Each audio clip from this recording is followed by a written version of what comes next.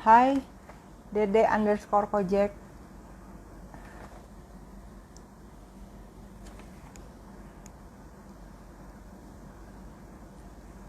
Halo, ini tadi soalnya ada video masuk entah mengapa ya, jadinya keputus tuh. Harusnya jangan masuk ke video, teman-teman, masuknya ke IG Live. Oke, kita tunggu ya, kita tunggu dulu. Tadi soalnya sempet aku connection, bukan connection, tadi kayak sempet keluar gitu. Karena ada video, kayaknya ada yang kepencet masuk ke video. Oke, kita masih nunggu berapa menit nih ya? Mungkin sekitar 1 menit lagi ya, 1 menit. Jadi 19.03.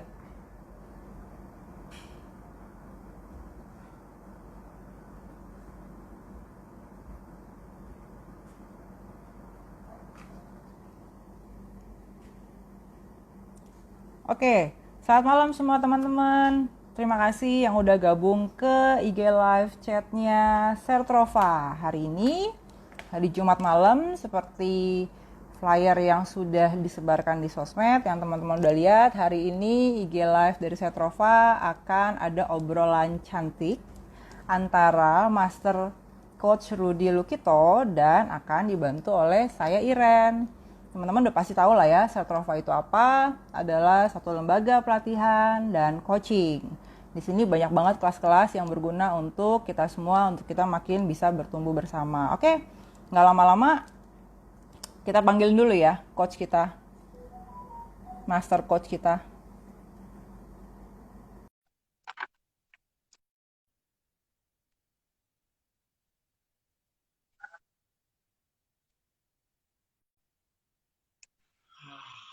Halo, Uji. Hai, hai, hai, hai. Suara saya jelas, Mbak. Suaranya jelas, cuman agak ada delay sedikit nih. Oh, Suara oke. mungkin Mungkin karena jarak kali ya. itu ada suara Oke. getar-getar di handphone, mungkin bisa minta tolong dimatiin, Master. Apanya? WA-nya? Waduh, kalau WA-nya dimatiin berarti harus.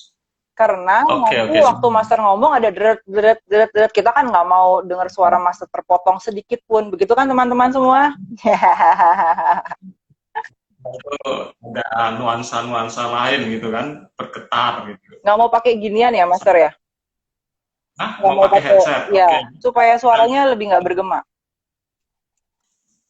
Teman-teman kita tunggu dulu ya, Master sambil mempersiapkan, sambil dengan kita teman-teman udah agak lengkap, udah agak rame, supaya nanti nggak ada yang ketinggalan tentang topik menarik malam hari ini. Halo Vincentius Dosuryadi, kunci badai. Ini banyak teman-temannya Master nih kayaknya. Saya lambaikan dulu deh. Saya lambai-lambai dulu ya. Hai hai Ini semua.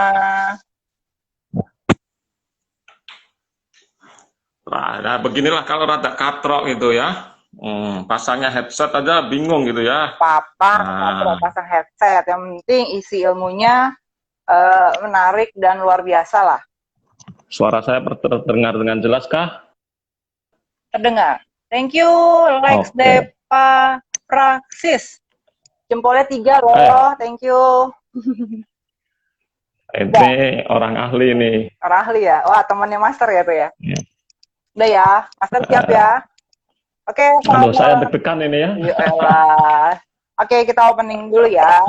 Selamat malam semuanya, selamat malam Master Coach. Saya, Iren, biasanya manggil Coach Rudy, kadang Coach Rudy, kadang Master. Tapi malam hari ini untuk membedakan sedikit gitu ya, supaya dia lebih Ah, pede. Jadi saya manggil Master, saya panggil Coach Rudy Master ya.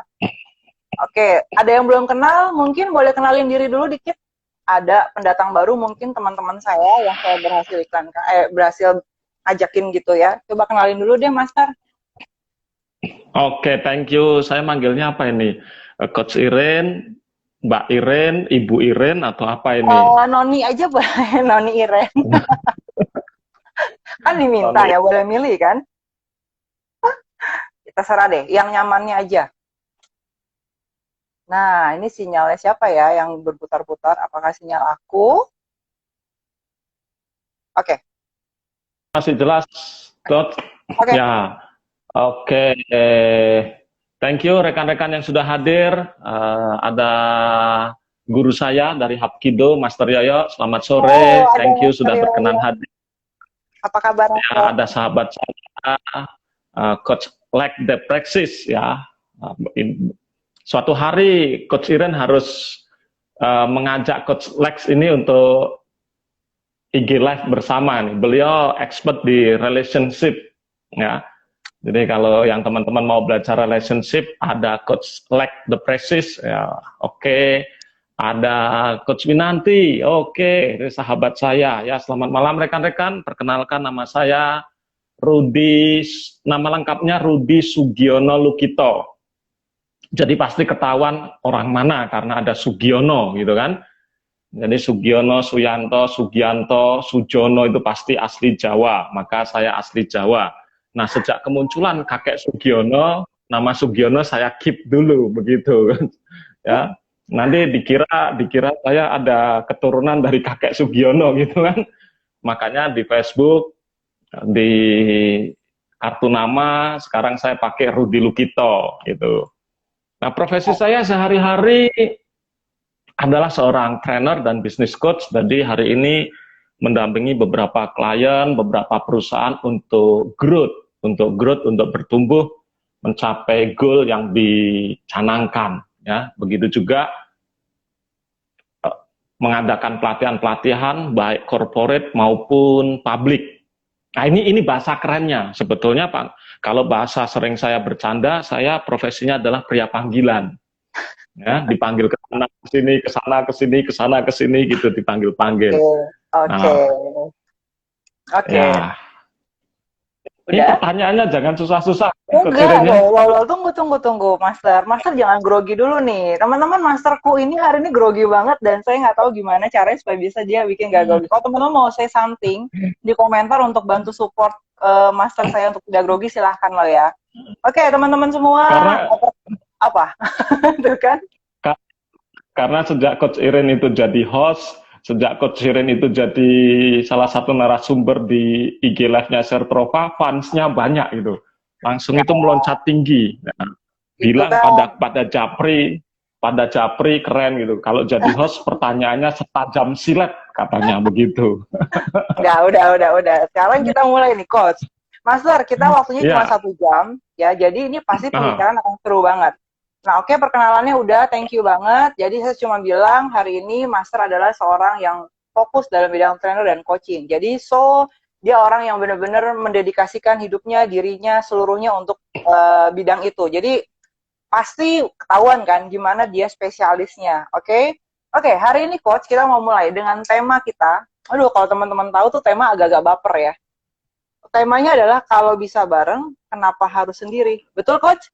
Iya, betul sekali. Oke. Yes. Teman saya tadi di Sepertinya, kenapa? Sepertinya lebih enak dipanggil coach ya daripada master gitu ya. Coach aja ya. Kayak memang kita lebih deketnya dengan itu ya. Jadi tadi tuh saya ngobrol sama teman kantor saya. Hari ini ada IG Live loh gitu ya. Saya kasih topiknya terus mereka langsung aduh, kebetulan banyak yang jomblo gitu loh. Jadi kalau orang dengar topik itu kayaknya rasanya tuh kayak buat baper ya. Nah, hari ini saya mau nanya nih. Judul ini nih, tema dan topik ini yang dipilih sama Coach Rudi, kira-kira mau ngebahasnya kemana sih ini? Sebetulnya saya mau membahas dari relationship, kalah ada Coach Leg nih kan. Kalau judulnya kan gini, kalau bisa berdua kenapa sendiri gitu kan? Yes. Ya kalau saya kebetulan itu Kristiani, sejarah penciptaan juga diutus berdua-dua gitu kan, diciptakan berdua, diutus berdua-dua, ya ngapain kalau bisa berdua, ngapain sendiri gitu kan. Tetapi topik untuk yang kejomblo-jombloan ya, untuk para jombloan dan jomblowati itu, ini ada satu orang yang saya rekomendasikan benar-benar untuk membahas hal itu, how to build a relationship, someday lah ya, Coach Leg The Praxis. Saya hubungi, minta beliau untuk jadi salah satu narasumber di IG Live. Aku catat ya, nanti aku catat untuk next-nya. Ini yang tadi ngasih jempol 3 gitu kan? Yes, pasti aku catat. Oke. Nah, jadi kalau dari saya kalau dari saya tentu sudut pandangnya adalah membahas dari sudut pandang organisasi, sudut pandang bisnis, sudut pandang teamwork, ya tim. Nah, itu kalau yang bisa saya terangkan gitu kan. Jadi kalau yang di luar tim, di luar bisnis, di luar organisasi, ada narasumber yang lebih ahli gitu ya. Oke. Jadi karena kalau tidak tunggu Coach. Kalau tidak saya tunggu. Aku pastiin dulu nih. Jadi malam hari ini tidak akan membicarakan tentang relationship satu manusia dengan manusia lain dalam hubungan yang lebih spesial ya. Jadi supaya teman-teman jelas dulu nih bahasnya apa gitu loh. Lebih spesialnya ada, dalam arti lebih spesialnya sebagai profesionalitas atasan bawahan, gitu kan? Gitu. Oke. Guru dengan murid, seperti halnya kalau saya terlibat di Hapkido, bagaimana master guru saya bekerja sama dengan timnya, nah something like that lah, Coach. Oke, kalau begitu. Tapi kalau karena nanti kalau udah dibatasi ini pertanyaannya Coach Iren susah. Enggak. Oke, kalau gitu kita akan bahas tentang bagaimana namanya lebih baik bareng atau berdua atau bertiga atau berempat dibanding sendiri. Dengan konteks di mana kita mau membangun satu tim ya, Coach ya. Nah, sekarang itu banyak banget kita temuin bahwa banyak berusaha orang untuk mau bareng, mau jalannya bareng, banyak mau joinan ya. Kalau mau bangun usaha partneran gitu ya. Tapi untuk dia bisa lebih baik bareng, itu awalnya mungkin gampang. Tapi lama-lama biasanya akan ketemu sesuatu yang nggak mengenakan. Nah, ya kan? Nah, kayak gitu tuh gimana tuh? Nah, kenapa orang bisa bilang di topik ini lebih baik bareng? Padahal pada kenyataannya belum tentu loh. Oke. Kalau menjawab dengan tema, saya akan berangkat dari sebuah kalimat bijak yang saya pegang sampai hari ini, gitu, Coach. Jadi ada sebuah kalimat bijak mengatakan, kalau kita mau sprint, kita sendirian. Oke. Tapi kalau kita mau lari maraton, kita harus bersama. Oke. Nah, sekarang begini realitanya. Dalam konteks kehidupan saya sebagai seorang trainer maupun sebagai seorang business coach. Awalnya saya tidak kepikiran membangun sebuah tim awalnya. Semua bisa saya kerjakan sendiri, saya ngasih training sendiri, dulu awal-awal saya ngasih training misalnya yang terima pendaftaran saya, ya, copy modul saya, yang mengajar saya, ya kan, nerima bayaran juga saya, ya begitu. Nah, hal-hal tersebut tidak begitu mengganggu. Sampai hari ini saya masih melakukan hal-hal seperti itu.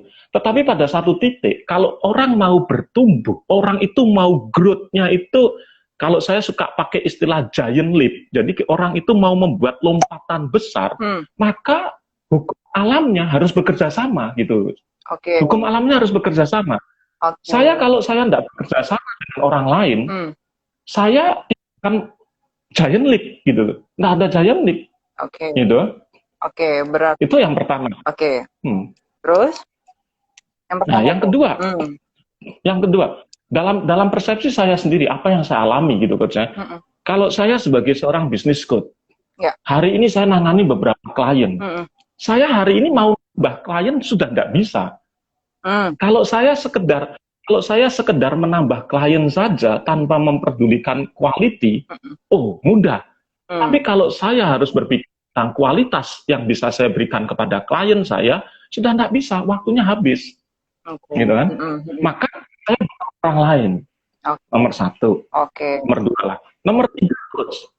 Kasih alasan. Sekarang kalau kita mau nyebut diri kita leader ya, kalau kita menyebut diri leader, kalau leader tidak ada orang lain, ya tidak akan bisa jadi leader. Maka memang kesimpulan sementara, alamiah manusia memang harus bersama orang lain, alamiahnya. Untuk membuat giant leap itu. Nah, saya suka sekali kata giant leap itu. Berarti kalau disimpulin nih, 3 hal yang tadi, yang pertama harus bersama karena ingin pasti lebih lagi ya, untuk bisa loncat tuh harus ada teamwork, nggak mungkin loncat sendirian gitu kan. Ya, nah sekarang pertanyaannya begini, kalau kita dalam satu bidang kerja, biasanya usaha ya, kita ngomong bidang usaha ya, coach kan dalam bisnis coach. Biasanya usaha kan dimulai sendiri nih, Ada yang orang mulai males nih. Kayak tadi coach kan bilang terima pendaftaran sendiri, terima duit sendiri, Ya, nyari marketing sendiri, semua ya, sendiri, ngajar sendiri gitu. Sampai di ya, satu ya. titik, baru dia menyadari bahwa dia ada orang, perlu orang. Titik mana? Titik yang tadi, begitu ada klien-klien lagi nambah, udah nggak bisa ke-handle deh tuh. Pertanyaannya begini, Betul. apakah kita harus memulai bekerja sama dengan orang lain saat kita sudah mulai kewalahan? Atau Oh, sebenarnya enggak. dari awal kita seharusnya sudah bisa mengatur bahwa oke, gue mau membangun suatu bisnis dan gue punya prediksi sampai 3-4 ke depan, tahun ke depan. Berarti gue harus punya siapa saat ini? Nah itu gimana tuh coach? Nah, yes, thank you. Ini pertanyaan bagus sekali. Pertanyaan bagus sekali. Jadi hostnya nanti dapat voucher ngopi bersama. Oh, hostnya Nah, dapat hari ya. ini, Teman-teman bantu nanya dong, hari, teman-teman bantu nanya ya. hari ini saya posting, logo Hapkido online gitu kan. Saya pilih, saya kasih komentar. Kalau yang bisa membantu, saya kasih voucher ngopi bersama. Jadi yang komen saya kasih voucher. Oke, oke, oke. Jadi pertanyaannya begini, pertanyaannya bagus sekali, Coach. Hmm, Dari keilmuan yang saya pelajari, dari keilmuan yang saya pelajari, hmm, cara berpikir manusia itu ada 3 macam. hmm. Ada yang short, ada yang medium, Ya, ada yang long. ya. Nah, ada yang short, ada yang medium, ada yang long. Mm-mm. Orang short mendesain sebuah bisnis, dia berpikirnya adalah udah yang penting cuan dulu, yang penting untung dulu, yang penting jalan dulu. Iya. Dia nggak berpikir 6 bulan ke depan mau ngapain, nggak berpikir. Hmm, Berpikir. Nggak berpikir sama sekali. Nah, ada orang yang tipikalnya seperti saya termasuk orang yang tipikalnya itu medium. hmm. Medium. Saya kalau bikin event misalnya, saya bikin event itu paling mentok 6 bulan. Saya nggak pernah bisa bikin event 1 tahun. Sengsara banget rasanya gitu, Coach. Oke. Begitu juga ketika saya membangun sebuah bisnis, Mm-mm. timeline Mm-mm. yang saya buat paling membutuhkan tim cuma 1-2 orang doang. Mm. Tetapi ini ada salah satu guru saya yang saya kenal sejak tahun 97. Beliau bagi saya orang yang luar biasa. Mm. Ya, kalian kenal Master Yoyo yang dari Hapkido. Bagi saya beliau adalah orang yang mempunyai cara pandangnya itu long. Mm. Long. Oke. Orang yang mempunyai time frame-nya itu long, Mm-mm. dia akan bisa membuat organisasi, sebuah bisnis, dia langsung set up. 1 tahun nanti, oke, kita akan running 3 bulan, mungkin masih 1-2 orang, oke. Nanti bulan ke-6 harus nambah sekian, 1 tahun nambah sekian, 1,5 tahun, 2 tahun kita harus membentuk sekian. Nah, itu orang yang long bisa. Oke. Jadi bagi saya tidak masalah orang mau short, mau long, mau medium, tidak masalah. Ujung-ujungnya kalau orang mau giant leap butuh orang lain. Oke. Nah, kita perlu menyadarinya di situ gitu. Jadi kalau kita mau sukses, sekedar sukses saja sendiri bisa. Tapi kalau mau membuat lompatan besar, giant leap, itu harus bersama. Oke. Berarti Sendiri tidak mungkin. dengan kata lain, dengan yang tadi pola pikir short, medium, dan long itu, coach, sebenarnya tidak akan ada yang mana yang benar, mana yang tidak benar ya. Jadi kalau misalnya saya nih short misalnya, berarti ya udah saya mau jalanin itu, dan waktu satu saat saya baru mengalami satu kendala, nggak bisa ngerjain sendiri, dan saya baru membangun itu teamwork, it's nggak masalah juga kan? Nggak apa-apa juga gitu ya. Oke. Sekarang begini. Begitu juga, Coach. Begitu juga nanti kalau kita berbicara leadership. Kalau kita tahu, kita sebagai leader, kita harus tahu tim kita, cara berpikirnya, time frame-nya, short, medium, atau long. Oke. Nah, bayangkan kalau leadernya itu short, nggak mau belajar medium atau long, ketemu timnya long. Jaka sembung naik ojek. Jadi kalau kayak gitu gimana tuh? Kalau kayak gitu gimana? Misalnya saya short, ternyata saya ketemu tim saya long gitu ya. Nah, gimana caranya untuk memadukan si short dengan si long itu? Nah, ini pembahasannya menarik sekali pembahasan seperti ini. Jadi kalau kita berbicara dalam sisi bisnis, dalam sisi organisasi, seorang leader minimal bagi saya, dengan pengalaman saya keluar masuk perusahaan, ngasih training, baik perusahaan family business, sampai perusahaan multinasional, sampai perusahaan internasional, bagi saya kalau leader minimal medium. Kalau bisa long, oke. Kalau bisa long, oke. Karena leader bergerak by visi. Oke. Ya kan, begitu kan? Setuju. Maka sebetulnya orang yang kayak saya medium, saya hari ini masih belajar, harus belajar menjadi orang yang long. Oke. Nah, tetapi kesadaran kita perlu dulu. Jadi yang dibutuhkan nomor satu adalah kita menyadari bahwa kalau kita mau giant leap, kita butuh orang lain. Oke. Sip. Kita menyadari itu dulu. Ya. Nah, ketika kita sudah menyadari bahwa kalau kita mau giant leap, kita butuh orang lain, maka kita harus profiling diri kita. Oke. Nah, saya profiling diri saya. Oh, saya tak termasuk yang medium. Maka bagaimana saya belajar mengekspand time frame saya agar bisa long. Oke. Setuju. Nah, Oke. itu kalau diterus topiknya berubah. Oke, ya, oke, udah. Ini teman-teman banyak yang udah menyapa. Jadi sebelum saya lanjutin, udah ada yang mau nanya, boleh tanya aja dari sekarang. Nanti saya coba pilih pertanyaannya supaya bisa dijawab ya. Waktunya terbatas. Oke, terus kemudian dapat voucher ya? Dapat voucher apa, Coach? Excelso. Voucher kopi, ya. Gak boleh sebut merek ya. Nah, sekarang saya mau nanya nih, saya mungkin termasuk seorang leader lah ya untuk saat ini. Ya. Nah, saya punya tim. Ini mungkin curhatan rekan-rekan di sini semua. Saya punya tim. Tapi orang seringkali melihat saya itu agak sulit mendelegasikan banyak hal kepada tim. Jadi ada tim misalnya 10 orang gitu ya. Semuanya itu saya mau kontrol gitu ya. Mereka nggak boleh bikin salah, harus perfect gitu kan. Dan saya jadinya sulit lagi karena saya merasa kalau aku kasih ke dia yang ini, nanti dia salah. Aku lagi yang harus kerjain, 2 kali kerja dong, gitu kan. Nah, kalau kayak gitu, kiat-kiatnya gimana tuh, Coach Rudy?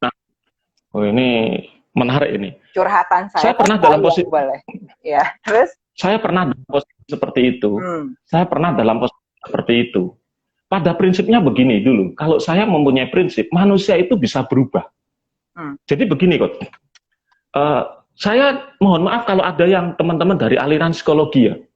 Kalau dari aliran psikologi itu ada, kita mengenal personality, misalnya sanguin, koleris, melankolis, phlegmatis, atau DISC, dominant, influence, steady, compliant. Nah, saya termasuk orang yang selalu bercerita, kita jangan pernah bersembunyi di balik kelemahan kita atau melakukan pembenaran. Oke. Nah, jadi maksudnya apa? Kita tidak boleh, saya itu memang orangnya ya kayak begini, mau gimana lagi? No. Manusia itu bisa bertumbuh, manusia itu bisa berubah. Nah, itu pola pikir yang kita pahami dulu. Kalau kita sebagai follower, jadi kalau kita sebagai follower, mindset utama yang saya pegang adalah bahwa manusia, diri kita itu bisa bertumbuh, kita itu bisa berkembang. Itu kalau dari sisi follower. Nah, kalau dari sisi leader, kegagalan delegasi menurut saya, nomor satu, kita itu trust kepada tim kita, itu tidak sepenuhnya trust. Oh, kita ini mau ngasih delegasi, tapi kok ya yakin atau tidak yakin, nah itu trust. Jadi kadangkala kalau kita mau jujur sebagai leader, kita tidak trust kepada tim kita sepenuhnya. Saya bisa tidak, ini pendapat saya pribadi, jadi saya bisa tidak berdasarkan pengamatan saya, berdasarkan pengalaman saya membantu banyak orang gitu kan. Nomor satu, kadangkala kita tidak trust. Nomor dua, kadangkala leader itu jaim untuk memuji keberhasilan timnya, even itu keberhasilan kecil. Padahal ketika kita memuji keberhasilan kecil itu, kita tidak tahu tim kita itu meledak atau tidak. Nah, kadang leader itu punya persepsi, kalau cuma gini mah semua orang bisa, gitu kan? Padahal kalau kita, keren kamu sudah bisa melakukan ini, pasti besok akan jauh lebih baik. Dia semakin pede. Pujian itu ini dua hal yang karena basically manusia itu suka dipuji, Coach. Tapi kalau dipuji-puji terus nanti juga lupa diri dong. Gimana tuh kalau kayak gitu? Tentu saja ketulusan dalam memuji akan terasa. Oke. Yang nomor tiga itu begini. Salah satu tugas leader Ya, kalau kita mau berbicara delegasi, kita kan harus memastikan dulu bahwa tim kita itu bisa menerima delegasi kita, kan begitu? Iya. Nah, untuk menuju ke proses seperti itu, saya suka pakai teori yang sederhana, Coach. Misalnya kalau kita mau, saya itu punya tim Coach Irin. Kalau saya tahu Coach Irin belum bisa didelegasikan, karena Coach Irin mungkin belum punya experience, belum punya skill, belum punya knowledge, dan lain sebagainya. Apa yang harus saya lakukan? Saya harus, ya nomor satu kan begini, I do, Coach Irin melihat, you see, ya gitu kan? Lihat dulu. Setelah itu gimana? Saya melakukan, Coach Iren bantu sedikit. Oke. Oh, good, Coach. Good. Yang nomor tiga, Coach Iren melakukan lebih banyak, saya melakukannya sedikit. Oke. Gitu kan? Yang keempat, Coach Iren melakukan penuh, saya melihat.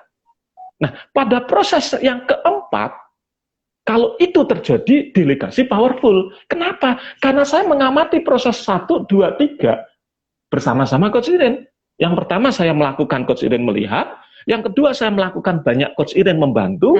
Yang ketiga Coach Iren melakukan banyak, saya melihat. Yang keempat Coach Iren melakukan, saya melihat. Yang ketiga kan Coach Iren melakukan banyak, saya membantu dikit-dikit aja. Oke. Ketika sampai yang keempat, sudah pasti Coach Iren bisa saya delegasikan pekerjaan saya. Kan begitu, Coach. Paham. Oke, berarti ada 3. Jadi saya harus bangun kepercayaan dari saya dulu ke orang itu. Oh ya. Kemudian waktu dia melakukan sesuatu yang bisa menghasilkan dengan satu hal yang baik, itu saya harus puji. Ya. Gitu ya. Yes. Yang ketiga pasti adalah memberikan teladan. Betul ya? Iya, betul. Oke. Kita ajarin lah step-stepnya itu. Ya, itu tetap aja sih nggak gampang. Tapi aku yakin dengan apa yang tadi kiat-kiat itu lebih clear aja ya. Jadi kita bisa sebagai leader untuk ngelakuin sesuatu yang lebih baik, mendelegasikan kepada tim. Nah, betul. Oke, balik lagi ke topik nih. Topik itu kan di dalam tanda kurungnya ada how to develop your team, my team, our team gitu ya. Boleh dibantu nggak nih? Soalnya saya lihat yang masuk ke sini ada leader-leader nih. Ada Master Yoyo, dia udah melambaikan tangan, udah say hello, halo gitu ya. Itu juga satu leader. Nah, banyak leader dan juga ada yang bukan leader. Tapi saya yakin ini calon-calon leader semuanya. Boleh dikasih tipsnya how to develop the best team lah ya, gitu ya. Menurut versinya Coach Rudy malam hari ini. Oke, thank you. Karena saya terlahir di kota Pekalongan, jadi daerah Jawa. Maka salah satu quote tentang kepemimpinan yang saya suka adalah dari Ki Hajar Dewantara. Seorang leader itu ya harus ingarso sung tulodo. Ing madya mangun karso tutwuri handayani. Translate-nya ada di bawah. Di bawah mana? Ingat. Ya. Oke. Jadi seorang pemimpin bagi saya ingarso sung tulodo. Ing madya mangun karso tutwuri handayani. Dan ini tugas berat seorang pemimpin. Ingarso sung tulodo. Ingarso sung tulodo itu adalah di depan kita harus memberikan teladan, contoh. Ya. Itu seperti itu. Jadi, ya kalau seorang pemimpin itu ada di depan, kita harus ngasih contoh. Ing madya mangun karso, berarti kalau kita berada di tengah-tengah, bahasa sederhananya, Coach Iren ya, bahasa sederhananya itu kita bisa merangkul untuk working together gitu. Seorang pemimpin kalau dia berada di belakang, dia harus bisa mendorong timnya untuk lebih maju. Dan kalau kita belajar kepemimpinan, satu hal yang harus kita sadari, sebaik-baiknya pemimpin pasti ada yang mencela. Nah, maka kita harus sadari itu. Jadi itu sebuah pola pikir yang memang harus kita alami dulu gitu. Itu nomor satu. Nomor satu. Ini ada pertanyaan dulu nih. Pertanyaan dari seorang coach yang luar biasa. Nanti Roji, coach gimana caranya seorang leader yang baik ketika menghadapi konflik di timnya? Konflik di timnya. Gimana pertanyaannya? Jadi gimana seorang leader yang baik itu waktu timnya konflik nih, ada konflik di dalam timnya, itu tuh gimana cara handle-nya, coach? Kurang lebih begitu. Thank you. Nah, thank you. Dulu ada teori waktu saya kuliah. Jadi ada teori, waktu kuliah itu teori yang bagi saya itu asing, gitu. Tetapi mau tidak mau harus dipelajari. Namanya adalah manajemen konflik. Kayaknya baru dengar tuh tadi pagi tuh ya.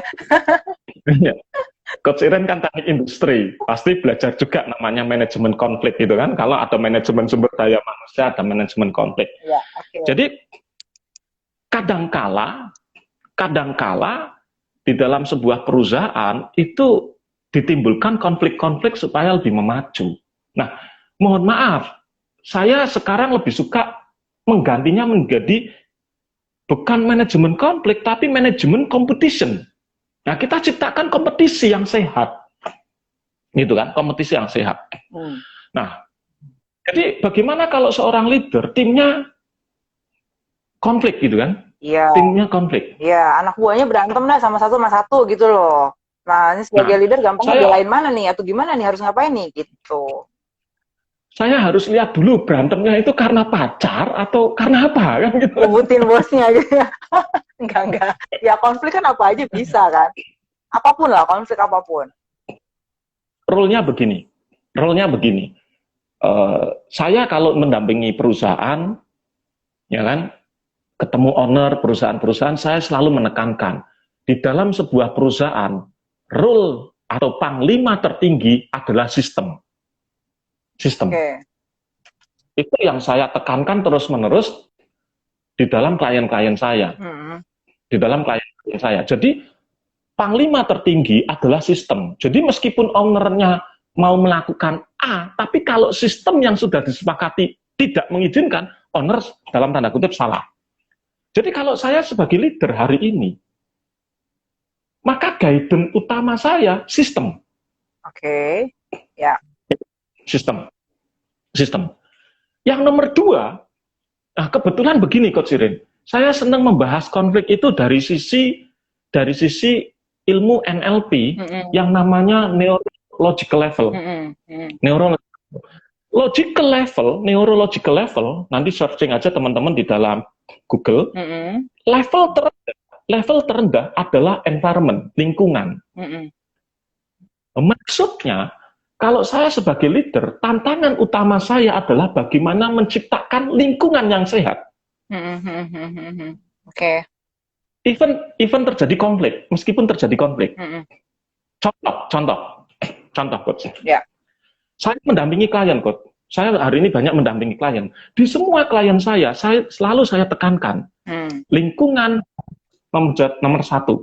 Sehingga mengatakan begini kepada owner-owner, kepada lingkungan, manajer-manajer, saya selalu mengatakan begini, di ruang meeting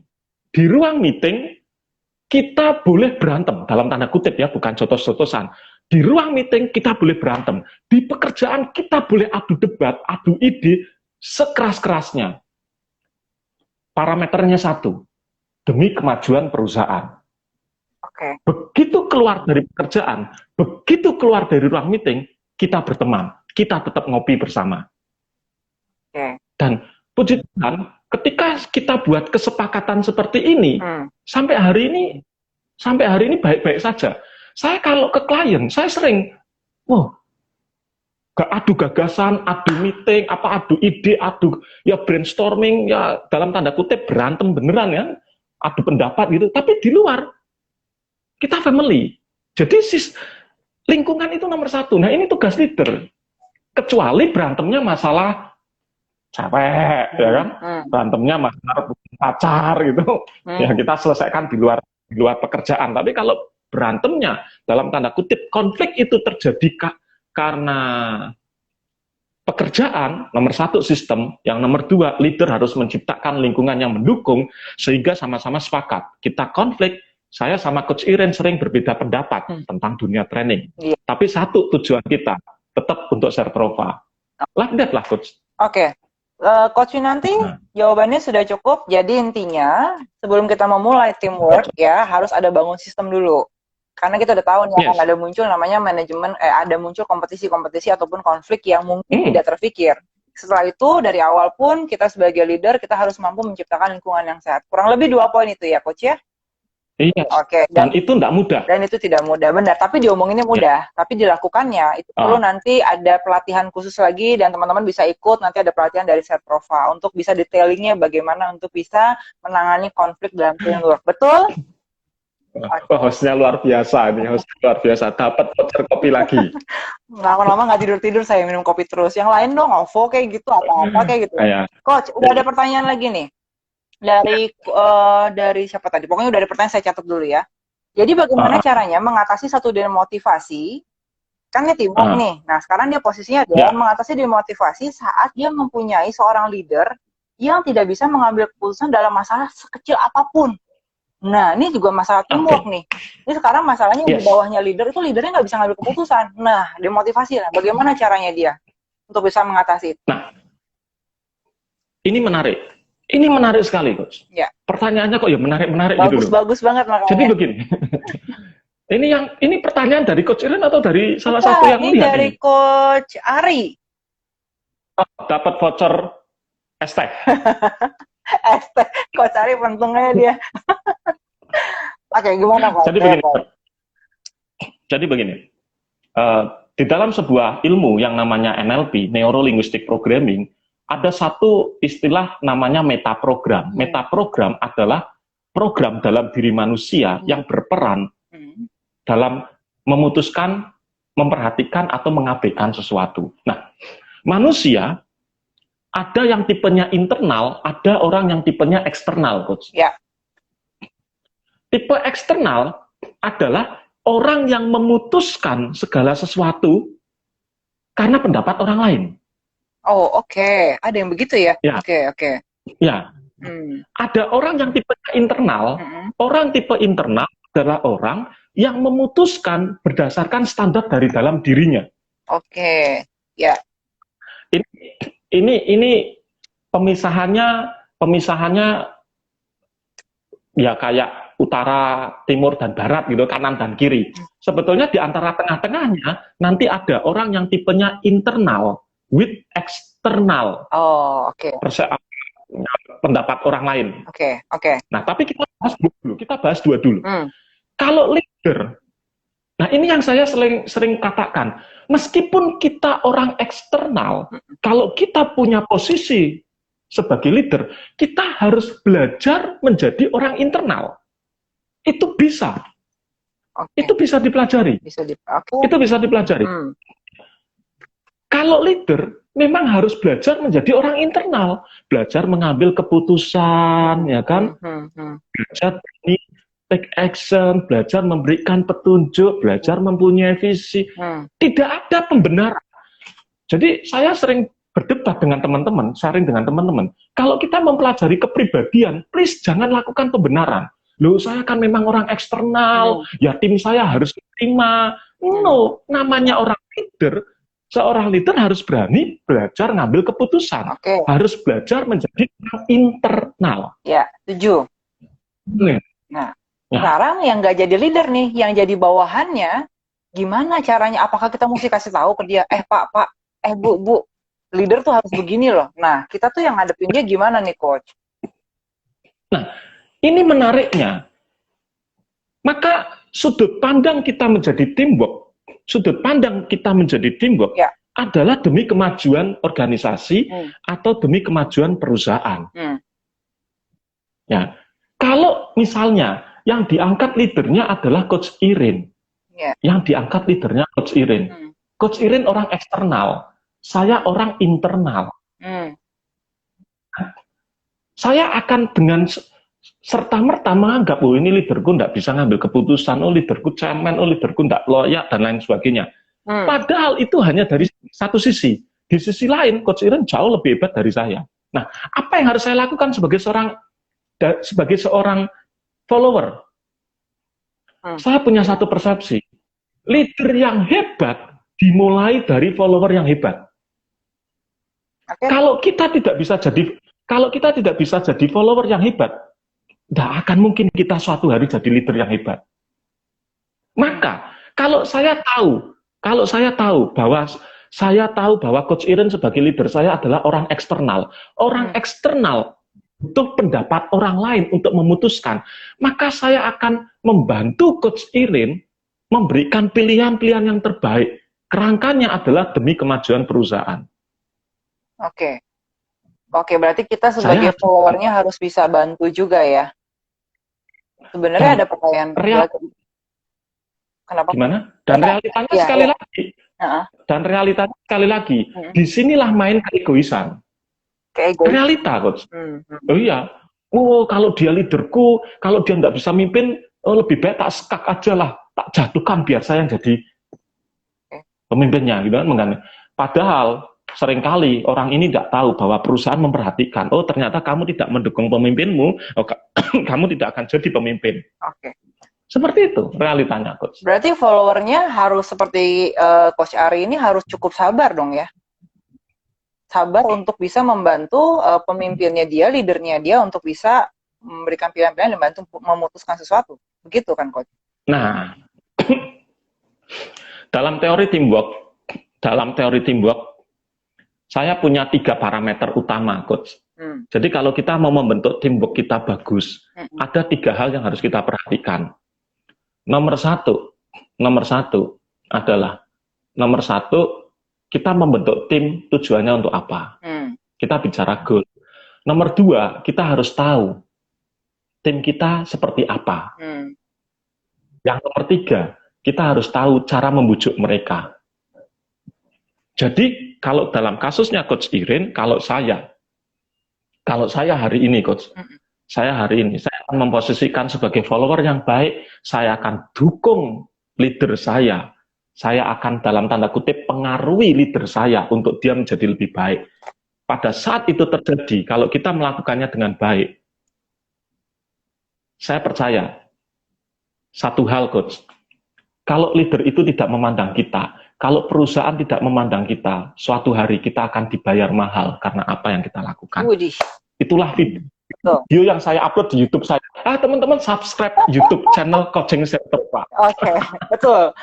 Jadi kalau bahasa bijaksananya seperti Coach Rudy bilang, ya walaupun itu kita udah capek ya harus melakukan itu, tapi kalau kita masih ada di posisi itu ya kita harus lakukan itu tetap sebaik mungkin. Ya. Pasti suatu saat kita akan dipercayakan lagi hal yang lebih besar untuk kita bisa melakukannya dengan lebih baik. Oke. Thank you. Jawabannya pasti udah menjawab banget. Ini ada pertanyaan lagi nih. Ini aku belum bisa lanjutin.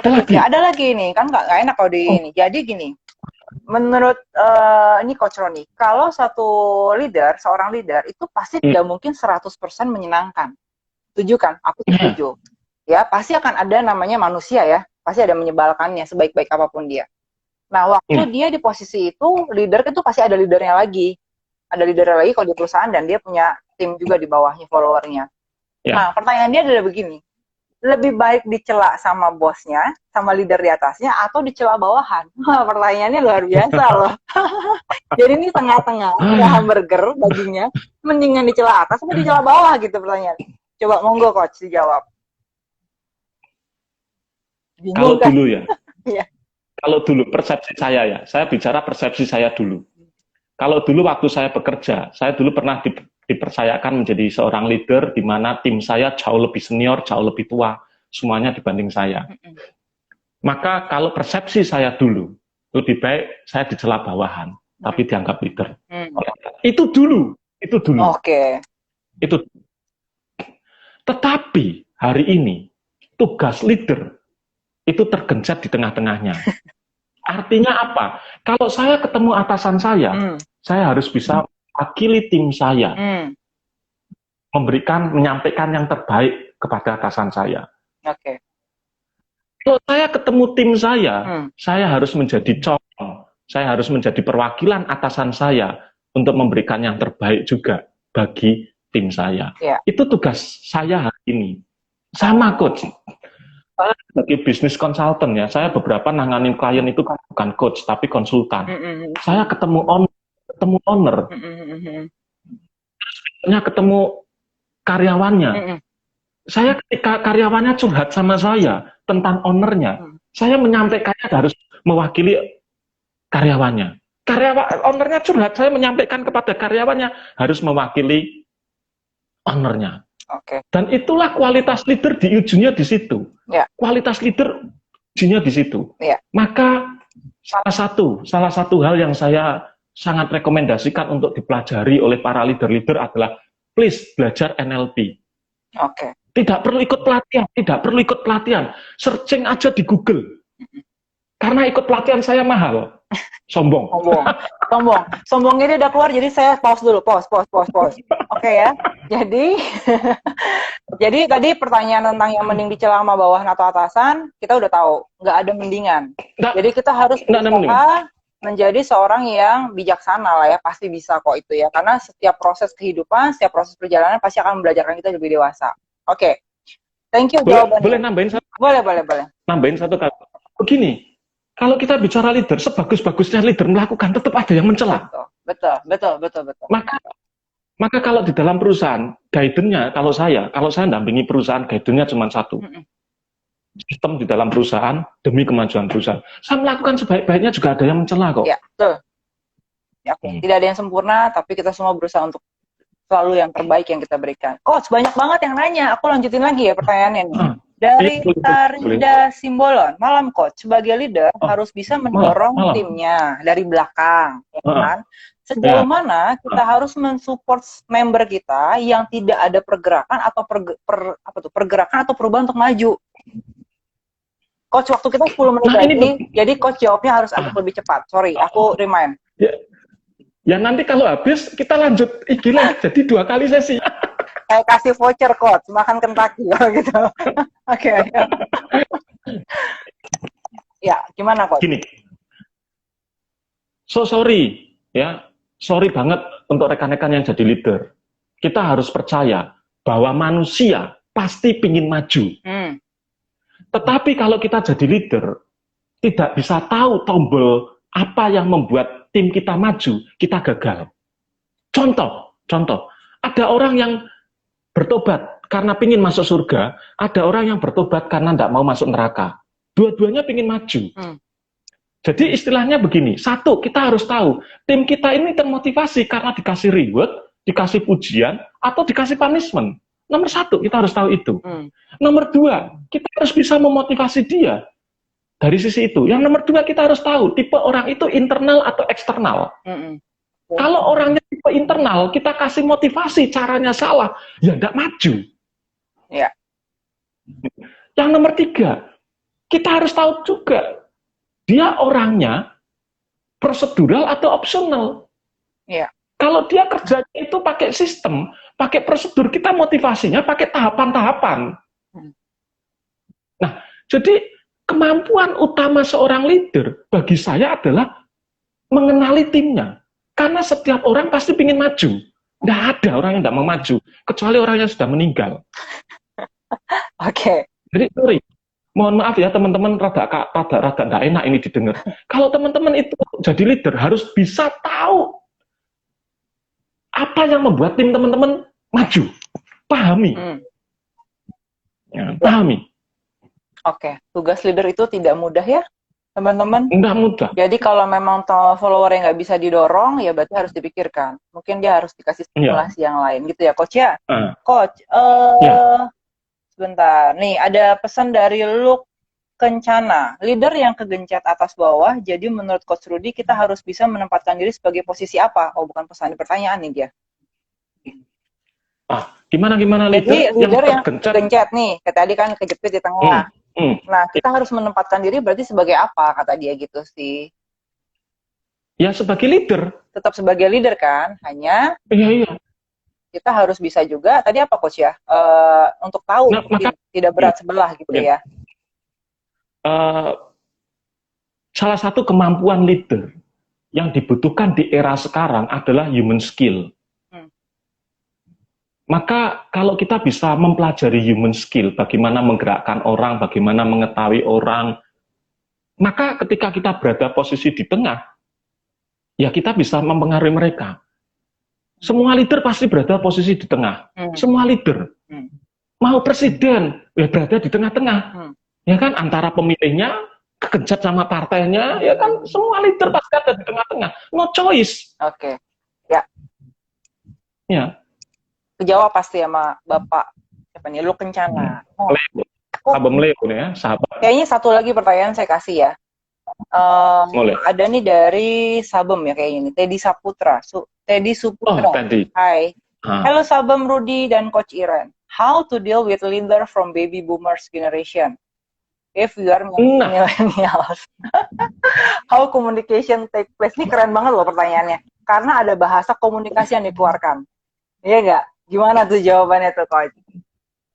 Nah, ini yang menarik, Coach. Jadi kalau sekali lagi tadi saya sudah mengatakan, kalau kita berbicara tentang kalau bisa berdua, kenapa sendiri? Ya.